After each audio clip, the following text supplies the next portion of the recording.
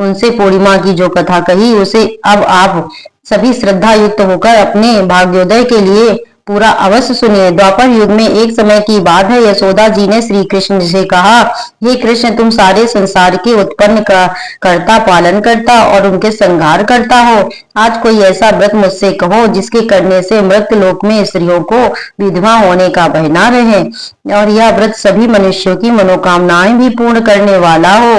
तब श्री कृष्ण कहने लगे, माँ, आपने अति सुंदर प्रश्न किया है। मैं आपसे ऐसा ही व्रत को विस्तार पूर्वक कहता हूँ। सौभाग्य की प्राप्ति के लिए स्त्रियों को 32 पूर्णमासियों का व्रत करना चाहिए।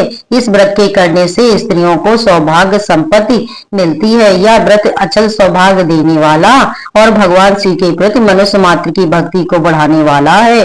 तब यशोदा जी कहने लगी, कृष्ण, सबसे पहले इस व्रत को मृत्यु लोक में किसने किया था? इसके विषय में भी मुझे विस्तार पूर्वक बताओ। तब श्री कृष्ण कहने लगे कि माते, इस भूमंडल पर एक अत्यंत प्रसिद्ध राजा चंद्रहास से पाली अनेक प्रकार के रत्नों से परिपूर्ण कार्तिका नाम की एक नगरी थी। वहां पर धनेश्वर नाम का एक ब्राह्मण था और उसकी पत्नी अति सुशीला रूपवती थी। दोनों ही उस नगरी में बड़े प्रेम से रहते थे। घर में धन धान्य की कोई कमी नहीं थी, लेकिन उन्हें एक बड़ा दुख था कि उनकी कोई संतान नहीं थी। इस दुख से वह अत्यंत दुखी रहता था। एक समय एक बड़ा तपस्वी योगी उस नगरी में आया।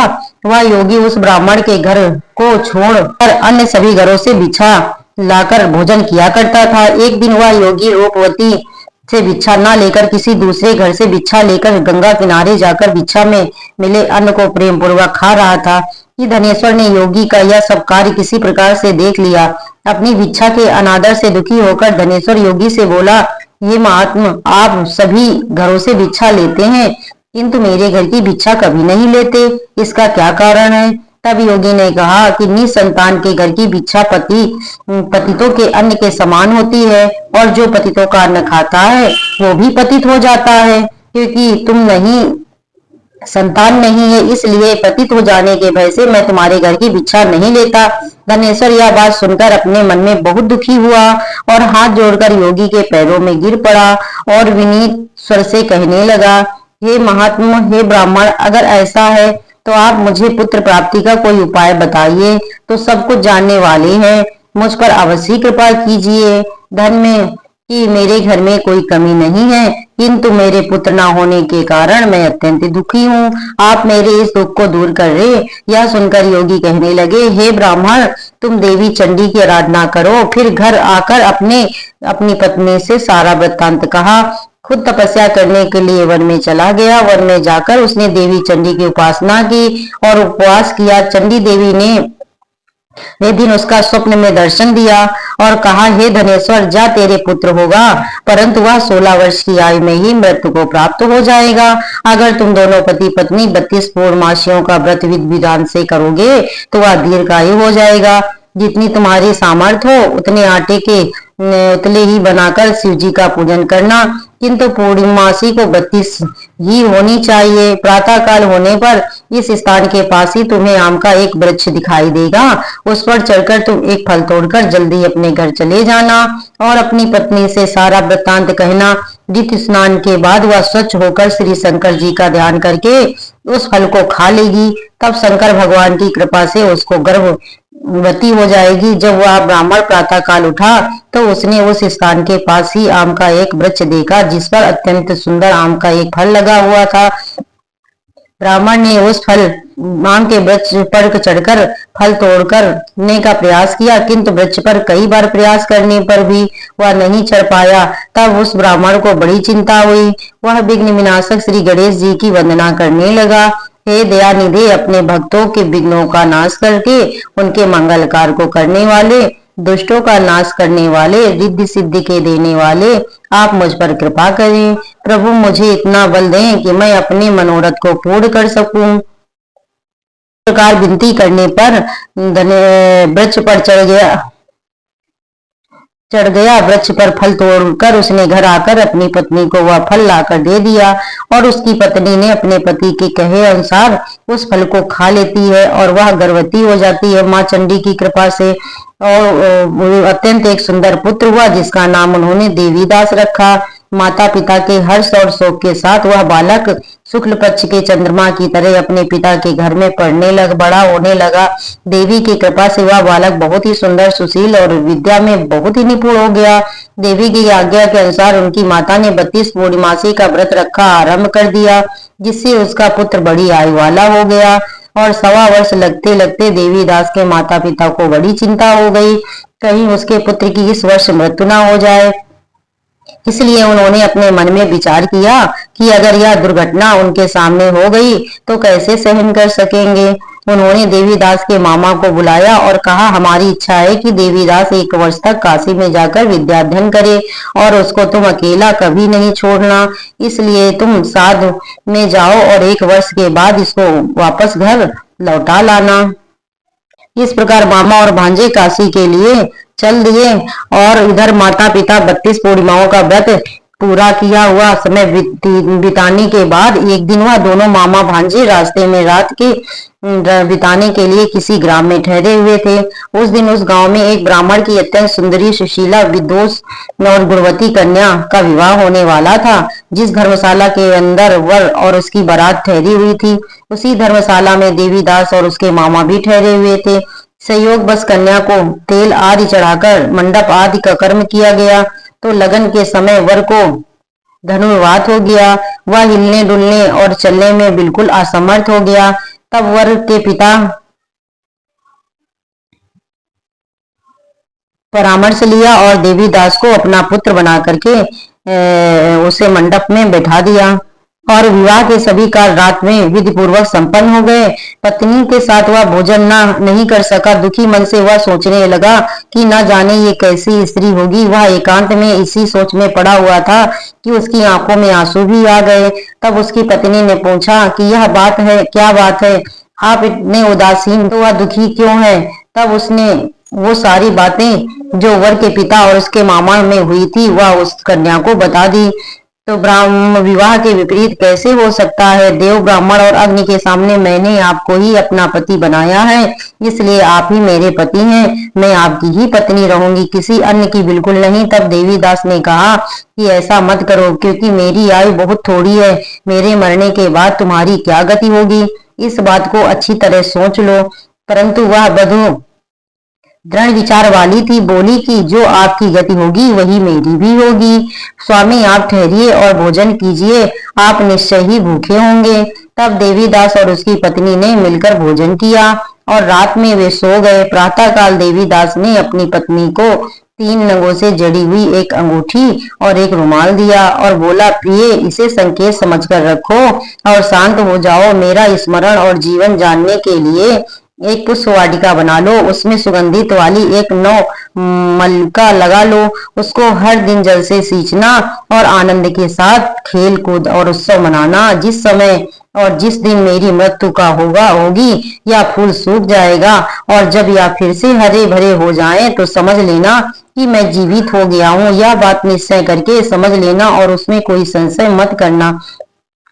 ऐसा समझा बुझाकर वह चला गया। प्रातः काल होते ही वह पर गाजे बाजे बजने लगे। जिस समय विवाह के कार्य संपन्न करने के लिए वर तथा सब बाराती मंडप में आए तो कन्या ने वर को भली प्रकार से देखकर अपने पिता से कहा कि हे पिताजी, यह मेरा पति नहीं है। जिसके साथ रात में मेरा विवाह हुआ था उसके साथ तो मेरा विवाह ही नहीं हुआ। अगर यह वही है तो बताए कि मैंने इसको क्या दिया था और रात में मैंने इसे क्या गुप्त बातें बताई। वह सब बताई। पिता ने उसके कहे अनुसार वर को बुलवाया। कन्या की सारी बातें सुनकर वह कहने लगा कि मैं कुछ नहीं जानता। इसके बाद वह लज्जित होकर अपना समोसा लेकर चला गया और सारी बारात भी अपमानित होकर वहां से लौट गई। भगवान श्री कृष्ण आगे बोले, हे माते, इस प्रकार देवीदास काशी विद्या अध्ययन पढ़ने के लिए चला गया। जब कुछ समय बीत गया तो काल में से प्रेरित होकर एक सांप रात के समय उसको डसने के लिए वहां आया। उस विषधर के प्रभाव से उसके बिस्तर के चारों ओर से विष की ज्वाला से वह बिस्तर विषैला हो गया, परंतु व्रत राज के प्रभाव से उसको वह सांप काट नहीं पाया, क्योंकि पहले ही उसकी मां ने 32 पूर्णिमासी का व्रत कर रखा था।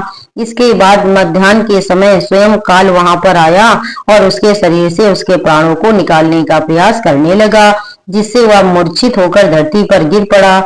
भगवान की कृपा से उसी समय देवी पार्वती जी के साथ श्री शंकर जी वहां पर आ गए और उसको मूर्छित दशा में देखकर देवी पार्वती ने भगवान से प्रार्थना की, हे प्रभु, इस बालक की मां ने पहले पूर्णमासी का व्रत किया था, जिसके प्रभाव से हे भगवान आप इसको प्राण दान दें।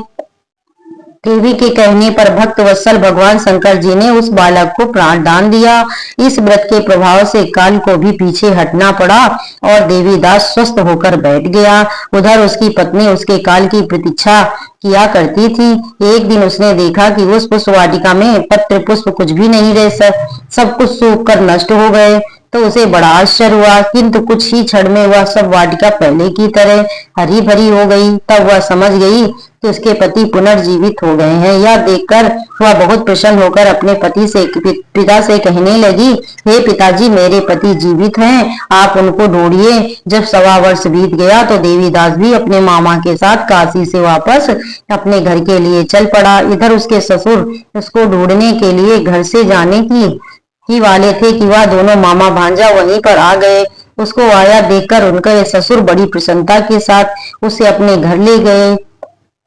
उस समय नगर के निवासी भी वहां इकट्ठा हो गए और फिर सबने निश्चय किया कि अवश्य ही इस बालक के साथ इसी कन्या का विवाह हुआ था। उस बालक को जब कन्या ने देखा तो पहचान लिया और कहा कि यह तो वही है जो संकेत करके गए थे। फिर सब कहने लगे कि भला हुआ जो यह आ गया, और तब सब नगरवासियों ने खूब आनंद मनाया।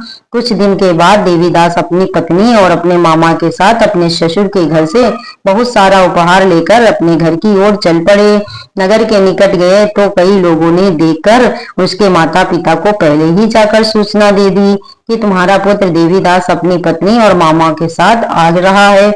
ऐसा सुनकर पहले तो उन्हें विश्वास नहीं हुआ, किंतु जब लोगों ने भी आकर उनकी बात को बताया तो उन्हें बड़ा आश्चर्य हुआ। इतने में ही देवीदास भी अपने घर पहुंच गया और देवीदास ने अपने माता पिता के चरणों में सिर रखकर प्रणाम किया और उनकी पत्नी ने भी अपने सास ससुर के चरणों को स्पर्श किया। तो माता पिता ने अपने पुत्र और पुत्र वधू को अपने हृदय से लगा लिया और उनकी सबकी आंखों में प्रेम के आंसू बहने लगे। अपने पुत्र और पुत्र वधू के आने की खुशी में धनेश्वर ने बड़ा भारी उत्सव किया और ब्राह्मणों की बहुत दक्षिणा देकर प्रसन्न किया। भगवान श्री कृष्ण कहने लगे, हे माते, इस प्रकार धनेश्वर व पूर्णमासियों के व्रत के प्रभाव से पुत्रवान हो गया। जो स्त्री इस व्रत को करती है वे जन्म जन्मांतर में भी वैधव्य का दुख नहीं भोगती और सदैव सौभाग्यवती होती है। यह मेरा वचन है, इसमें कोई संदेह नहीं है। दोस्तों, प्लीज लाइक और सब्सक्राइब अवश्य करें, जिससे मुझे आपका प्यार प्राप्त हो सके। धन्यवाद दोस्तों। शिव चालीसा। जय गणेश गिरिजा सुमन, मंगल मूल सुजान, कहत अयोध्या दासी तुम, देहु अभय वरदान। जय गिरिजापति दीन दयाला, सदा करत संतन प्रतिपाला। भाल चंद्रमा सोहैनी के, कानन कुंडल नागपनी के। अंग गौर सिर गंग बहाए, मुंड माल तन छार लगाए। वस्त्र खाल बागंबर सोहे, छवि को देखी नाग मुनि सोए। मैना मातु की हवे दुलारी, वाम अंग सोहत छवि न्यारी। कर त्रिशूल सोहत छवि भारी, करत सदा शत्रुन सहकारी। नंदी गणेश सोहे ते कैसे, सागर मध्य कमल है जैसे। कार्तिक श्याम और गण राहु, या छवि को कही जात न काहू। देवन जब ही जाए पुकारा, तब ही दुख प्रभु आप निवारा। कियो उपद्रव तारक भारी, देवन सब मिल तुम ही जुआई। तुदन सदानन आप उठायो, लो निमेष मह मार गिराया। आप जलंधर असुर संहारा, सुयस तुम्हार विदित संसारा। त्रिपुरासुर सन युद्ध मचाई, सबहि कृपा कर लीन बचाई। किया तपहि भगीरथ भारी पूरो प्रतिज्ञाता से पुरारी। दानिन मह तुम सम को नाही सेवक स्तुति करत सदाहि। वेद माहि महिमा तब गाई अकथ अनादि भेद नहीं पाई। प्रगट उदति मंथन में ज्वाला जरत सुरासुर भय विहाला। कीन दया तह करी सहाई नीलकंठ तप नाम कहाई। पूजन रामचंद्र जब कीना जीत के लंक विभीषण दीना। साहस कमल में हो रहे धारी कीन परीक्षा तबहि पुरारी। एक कमल प्रभु राख्यो जोई कमल नयन पूजन छह सोई। कठिन भक्ति देखी प्रभु शंकर भये प्रसन्न किए इच्छित वै। जय जय जय अनंत अविनाशी करत कृपा सबके घटवासी। दुष्ट सकल नित्य मोहि सतावे भ्रम रहो मोहि चैन न आवे। त्राहि त्राहि मैं नाथ पुकारो यही अवसर मोहि आने उबारो। ले त्रिशूल शत्रुन को मारो संकट से मोहि आने उबारो। मात पिता भ्राता सब होई संकट में पूछत नहीं कोई।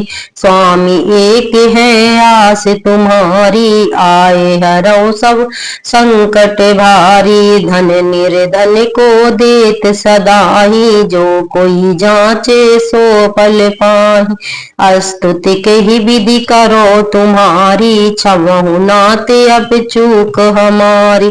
शंकर हो संकट के नाशन मंगल कारण विघ्न विनाश। योगी यति मुनि ध्यान लगावे नारद सारद शीस नवावे।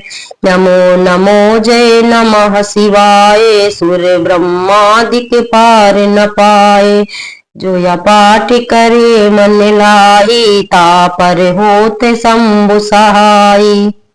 इसनिया जो कोई हो अधिकारी पाठ करे सो पावन हारी। पुत्रहीन इच्छा कर कोई निश्चय शिव प्रसाद ते होई। पंडित त्रयोदशी को लावे ध्यान पूर्वक होम करावे। त्रयोदशी व्रत करे हमेशा तन नहीं ताके रहे कलेसा। धूप दीप वेद चढ़ावे शंकर सम्मुख पाठ सुनावे। जन्म जन्म के पाप नसावे अंत धाम शिवपुर में पावे। कहत प्रभु आस तुम्हारी जान सकल दुख हरहु हमारी। नित्य नेम कर प्रातहि पाठ करो 40। तुम मेरी मनोकामना पूर्ण करो जगदीश। मत्सर व्रति हेमंत ऋतु संवत 64 जान। स्तुति 40 शिवहि पूर्ण कीन कल्याण। बोलो महादेव की जय।